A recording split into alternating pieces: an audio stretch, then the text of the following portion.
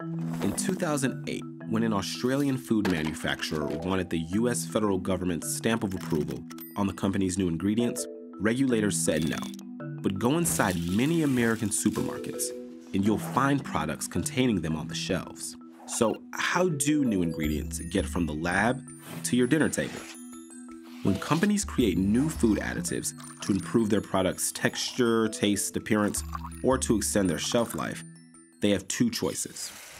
The food additive highway is a gridlocked route marked by government potholes.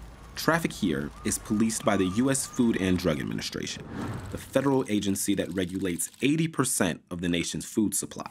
Companies traveling this path must submit their food additives to extensive review. Then the FDA may issue its formal approval. This journey can take years, even decades to complete. So it's no surprise that companies often take an alternative route.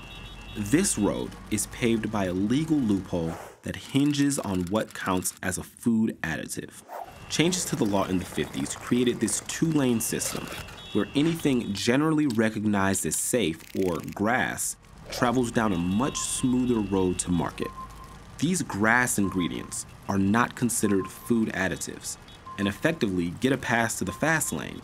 This GRAS clause means companies can determine on their own that what they're adding to our food is safe. Then it's up to the company to inform the FDA if they want to. That's right. Companies have no legal obligation to tell the FDA what they're putting in our food. But if they do decide to pull in for inspection, they could get the FDA okay, which makes them more attractive to potential distributors. But what if the FDA doesn't like what it sees? Take lupin. It's a legume from the same family as peanuts. It's often used in Mediterranean cooking. It can also be ground into flour and used in gluten-free food. In 2008, when George Weston Foods told the FDA that they'd certified the use of lupin-based flour, protein, and fiber in food as safe, regulators at the FDA disagreed.